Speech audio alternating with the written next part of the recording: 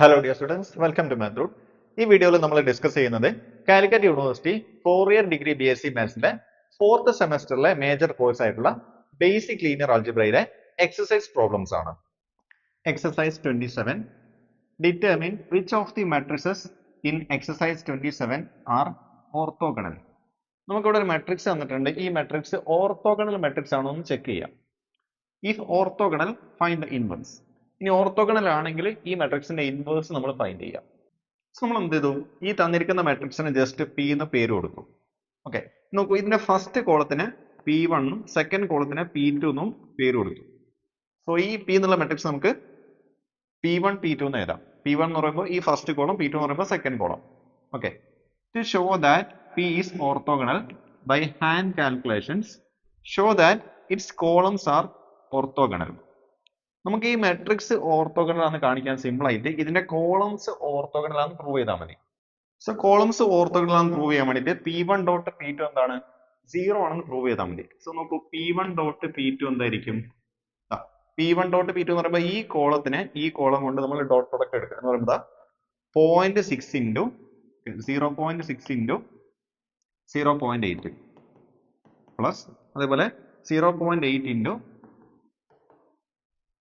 Minus 0.6 നോക്കൂ, ഇവിടെ 0.6 into 0.8 എന്ന് പറയുമ്പോൾ 0.48 ആണ്. അതേപോലെ ഇവിടെ പ്ലസ് ഇട്ടു. അതേപോലെ 0.8 ഇൻറ്റു മൈനസ് 0.6 എന്ന് പറയുമ്പോൾ അത് മൈനസ് 0.48 ആണ്. ഇവിടെ പ്ലസും മൈനസും എന്തായിട്ട് മാറും? അത് മൈനസ് ആയിട്ട് മാറും. സോ 0.48 എന്ന് 0.48 സബ്ട്രാക്ട് ചെയ്യുമ്പോൾ നമുക്ക് 0 എന്ന് കിട്ടും. സോ P1 ഡോട്ട് P2 നമുക്ക് ഇവിടെ 0 എന്ന് കിട്ടി. ഇത് നമ്മൾ ചെക്ക് ചെയ്യേണ്ടത് ഈ രണ്ട് കോളത്തിന്റെ ലെങ്ത് 1 ആണോ എന്ന് ചെക്ക് ചെയ്യാം. കോളത്തിന്റെ ലെങ്ത് എന്ന് പറയുമ്പോൾ ഇതൊരു വെക്ടർ ആണല്ലോ, ഈ വെക്ടറിന്റെ ലെങ്ത് 1 ആണോ എന്ന് ചെക്ക് ചെയ്യാം. നോക്കൂ, നമുക്ക് ആദ്യം നോം P1 സ്ക്വയർ ചെക്ക് ചെയ്യാം. നോം P1 സ്ക്വയർ എന്ന് പറയുമ്പോൾ നമ്മൾ സിമ്പിൾ ആയിട്ട് ഈ കോളത്തിന് അതേ കോളം കൊണ്ട് ഡോട്ട് പ്രൊഡക്റ്റ് എടുക്കുക എന്ന് പറയുമ്പോൾ 0.6 ഇൻറ്റു 0.6 എന്ന് പറയുമ്പോൾ 0.36 പ്ലസ് അതേപോലെ 0.8 ഇൻറ്റു 0.8 0.64. നോക്കൂ, ഇത് രണ്ടും കൂടെ നമ്മൾ ആഡ് ചെയ്യുമ്പോൾ നമുക്ക് എന്താണ് കിട്ടുക? 0.36ഉം 0.64 ആഡ് ചെയ്യുമ്പോൾ നമുക്ക് 1 ആണ് കിട്ടുക. ഓക്കെ, ഇനി നോക്കൂ, നമ്മൾ ശ്രദ്ധിക്കേണ്ടത് ഈ നോം P1 സ്ക്വയർ ആണ് 1. അപ്പൊ നോം P1 എന്തായിരിക്കും? നോം P1 എന്നുള്ളത് അതിന്റെ റൂട്ട് ആയിരിക്കും. റൂട്ട് 1 നമുക്കറിയാം 1 ആണ്. ഇപ്പൊ നോക്കൂ, നമുക്ക് എന്ത് കിട്ടി? നോം P1 1 ആണ് എന്ന് പറയുമ്പോൾ ഈ മെട്രിക്സിന്റെ ഫസ്റ്റ് കോളത്തിന്റെ ആ വെക്ടർ അതിന്റെ ലെങ്ത് എന്താണ്? 1 ആണ്.